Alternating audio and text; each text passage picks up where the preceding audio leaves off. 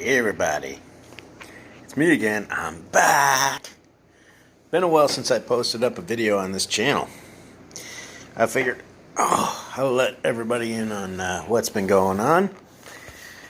The comings and goings in the wide world, which is scarcely aware of the existence of hobbits, and for that I am most grateful. Yes, I know, I'm starting to look like Gandalf the Grey too. Except for that, long flowing white hair on top. Yes, here I am in my redneck glory, wife beater and all. Yeehaw! Anyway, so the update today, it's the 15th. Tomorrow I gotta go to a credit counseling class. Yay! I've been through this before when I went bankrupt over 10 years ago. It's like an hour and a half of your life you never get back. Essentially, it's just going to be them telling me, don't spend more than what you make. And it's common sense stuff. I mean, yeah, I'll sit through it. I'll do the work. And that way I'll get my release in 3 years' time from this bankruptcy. Make sure the volume's up here. There we go. Because I want to make sure everything's done, over, dealt with. I don't want to have to be dealing with this bankruptcy bullshit for the next 10 years. Since the last time I talked on my channel, I've had to leave my job. The rehab I thought was going smashingly great, just turned into smashing me. Yeah. Things didn't go so great. I went back to work for 7 shifts. I got partway through the 7th shift and my knee decided to go Hindenburg and just blow up. It's been over a month now and the swelling's still not gone down. It's like having a really bad case of super tendonitis, except it's in the major tendons and ligaments of my knee. So until that has a chance to simmer down and heal up proper, I'm going to be faced with having to take it easy. Yeah. The past weekend I helped out my friends with their lacrosse. Did the hot dogs for them. I'm not going to say I regret it, because I don't. It's a good cause. It helped out the kids.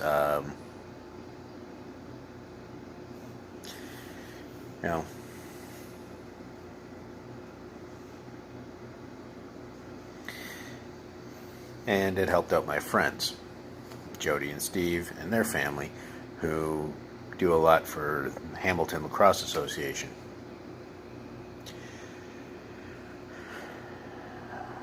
Now,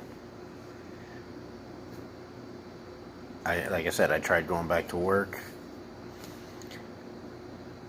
It didn't quite pan out the way I wanted it to, and I ended up having to leave my job. And that was back in June. We're a month later now. I finally got all the paperwork and everything I needed to get together, from the surgeon, and started the ball rolling on EI.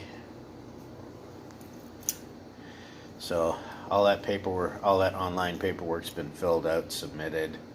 I have to drop in the form to EI for my surgeon. It is what it is. The doctor, he told me, you're not going to be able to go back to this job permanent. You're going to have to find something else to do, because that knee implant's not designed to handle that kind of a pounding. And fair enough. So now that I get the ball rolling on EI, and once they make a decision, then I kind of start planning things from there. I mean, I'm hoping everything goes well, and then I can start applying for training programs. Go back to school, find a different career. I mean, I'm 48 years old now. I don't have any qualms about doing it. I don't have no qualms about going back to school. I mean, right now, my primary worry right now is being able to walk without this goddamn thing.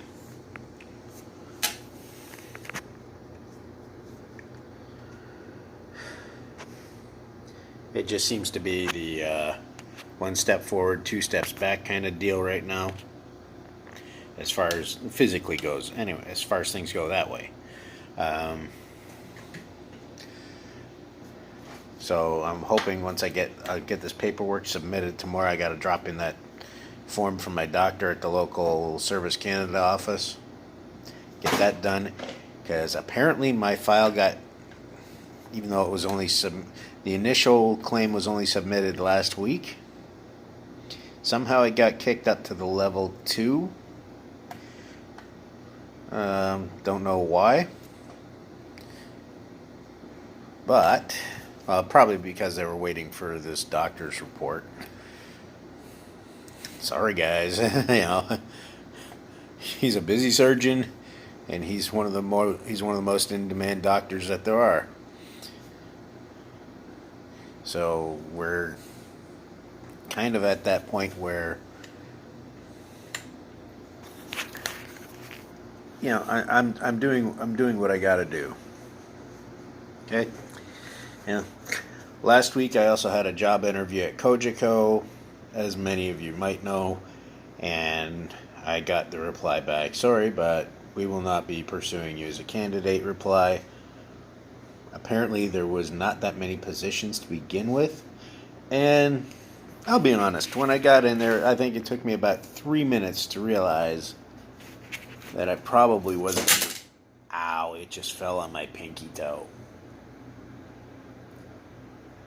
Yeah.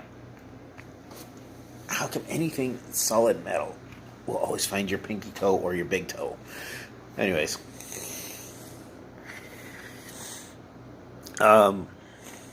There was limited positions to begin with, so there wasn't many spots open.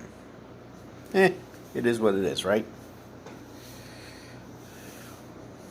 If I see something else come open along those lines, I'll apply for it. Now, saying that, it's not the career I want. I don't want to be stuck in a call center cubicle for the rest of my life. I've been stuck for the last 10 years working at my former job at Longo's. And I'm going to lay some stuff out here in this video. I'm just going to give you guys a little history on the company I used to work for. And they've turned into not such a great company to work for anymore. Because back when I worked at the Glen Aaron store, I busted my ass. I did everything possible. I learned everything I could possibly learn to impress myself upon them, to show them that I wanted to go somewhere with this company. And it was working. And then the day came when, when you do that, when you go those extra miles for your boss, and you tell them that you're doing it for a purpose, that you expect it to be rewarded, and when that day came, I had the reward snatched out of my fucking hands. And I had to watch a man that I had ultimate respect for shrivel. As the day came, they were looking for a new assistant manager for the department. They came to me, asked me, point blank, in front of witnesses, do you want the job? My reply was, yes, I want the job. This is what I've been working towards. This and higher goals.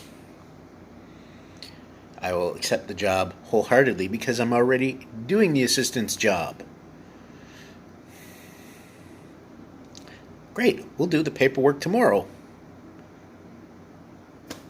I said, okay.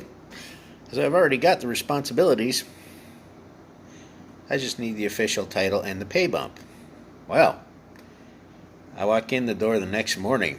My boss is standing at the back of the department. As soon as he locked eyes on me, his eyes went to the floor. The man couldn't look me in the face. And he rushed up to his office and closed the door.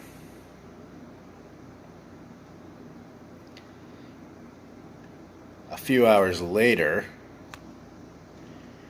he finally worked up the gumption to come and see me and tell me, because he wanted to talk to me in private, and tell me that he was having to retract that offer because, and it was, as in his exact words, it was politically motivated. Now, what that means in a company like Longo's was, somebody at head office had a buddy that needed a job, so they gave him your job, your promotion, that you've been busting your ass for. And when this guy, Eric, told me that he tried to fight it, and they said, you're getting promoted to one of our bigger stores as a store manager. If you try to fight this, you can kiss that promotion goodbye. When he tells me stuff like that, I believe him. Just because this person who is, and I'm guessing it's friend of the owner's sons, one of their kids, because he got his ass fired from where he was working. How do I know that? Because he told me to. He told me so, the stupid fuck. So, what ends up happening is, I was told, we can't do anything about it now. I said, that's fine. I understand. I get it. It's a family-owned business. They're going to hire their friends sometimes. Was it a bittersweet taste in my mouth? Fuck yeah, it was. Does it still sting to this day? A little, yeah. Still a little stung by it. But did I understand it? Yes, I did. Did I take it laying down? No. Because when this guy come in, on his first day, he tells me straight up and down, the reason why he was coming to work for Longo's was he got himself fired from his former job for not doing his job. Because he was a department manager for another supermarket. And he spent all his day sitting up in his office, doing nothing, fucking the dog, as he put it. And I'm not going to name his name so that I don't get myself in legal shit. But, trying to find a good lure here, or I'm getting good light. But, the guy sits there and starts bragging on how he wasn't doing his job, how he's just milking it for a paycheck. And he knows full well he displaced me. They told him so much. The store manager that had to come to me with the look on his face like somebody just made him shoot his own dog and tell me, sorry, you're getting fucked over by head office. Yeah. Told him, you're here. That guy should have got the job. Needless to say, the guy didn't fucking take it serious.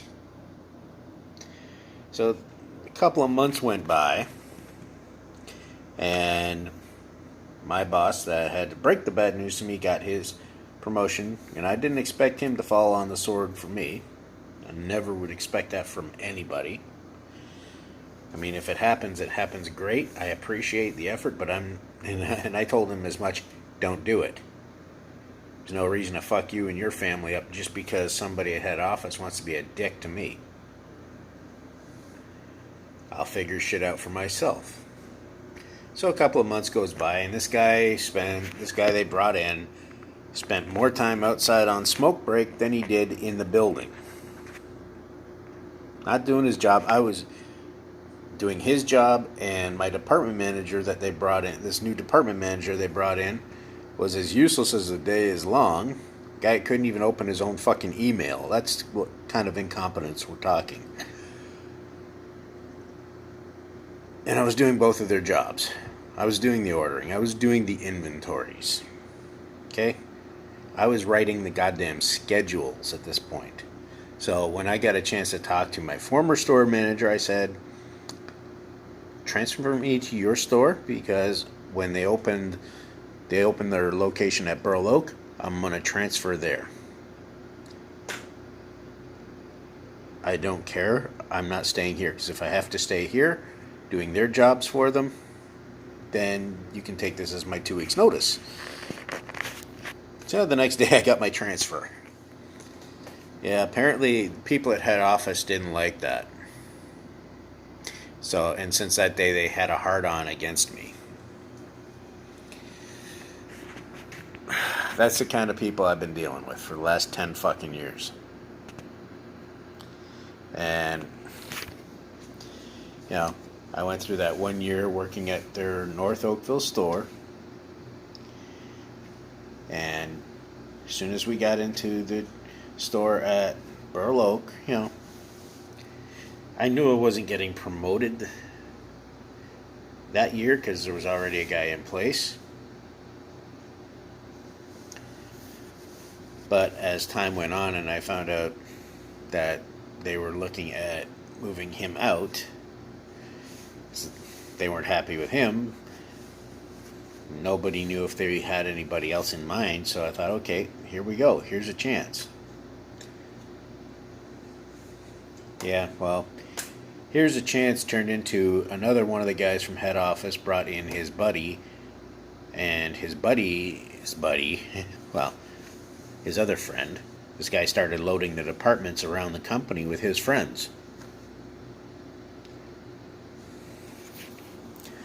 So that he had other people who were outsiders that he could move up into management positions.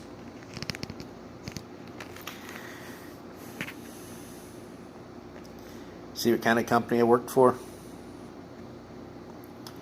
So after 10 years of that, you know, I'm glad I'm done with it. I don't have to put up with their bullshit, their nepotism. I don't have to put up with their stupidity anymore. I'm tired. I was getting tired of supporting half-ass managers who didn't know their shit from Shinola. And this guy that's the current department manager over there was begging me over the phone when I phoned to say who wants my resignation email. He was begging me not to quit. Because he didn't know what the fuck he was doing. You know, it's a nice ego boost when your boss is begging you practically and you can fucking hear the tears in his voice.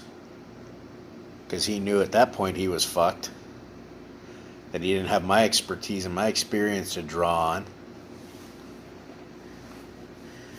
You know. But hey, you know what? It's going to show on them. You know, there's not too many old-time guys like me left around there that have the experience and the know-how that I do. And the ones that are left there, they're working for the good store managers. They're working for the good department managers.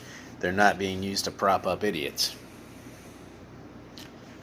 Sorry, dude, if you're seeing this, but you're not a good manager. You don't really know what you're doing. And it shows.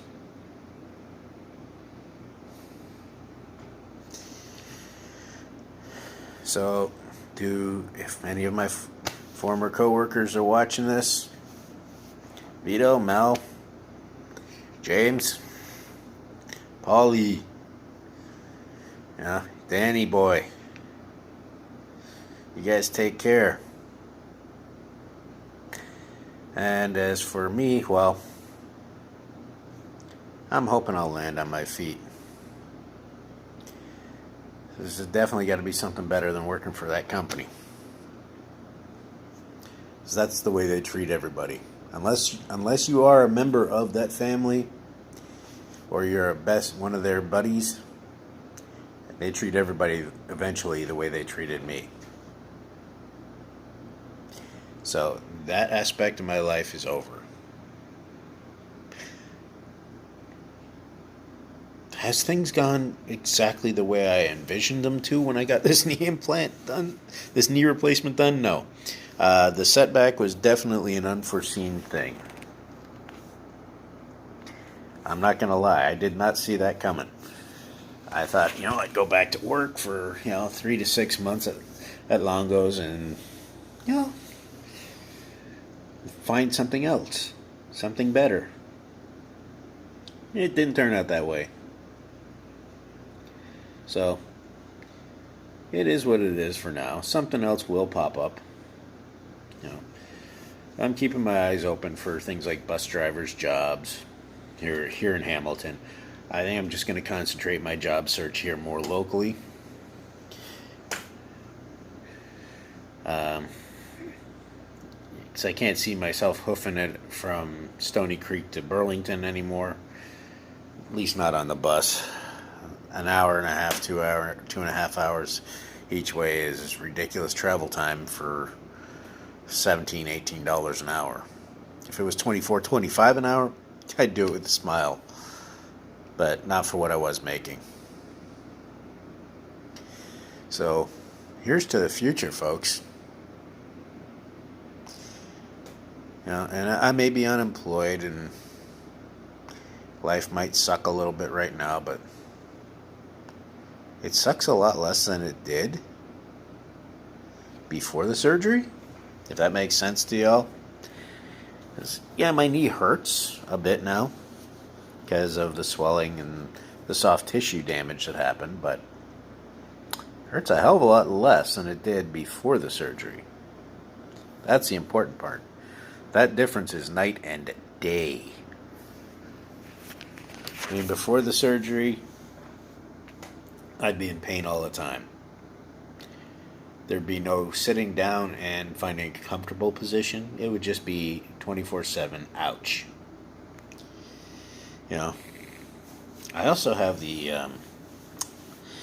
added downside of my right ankle. I've got tendonitis in that foot and ankle, really bad, and I've got a partially torn ligament, which eventually is going to have to be surgically repaired.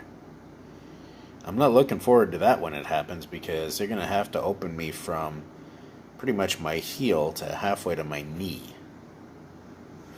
if they go in to fix all that.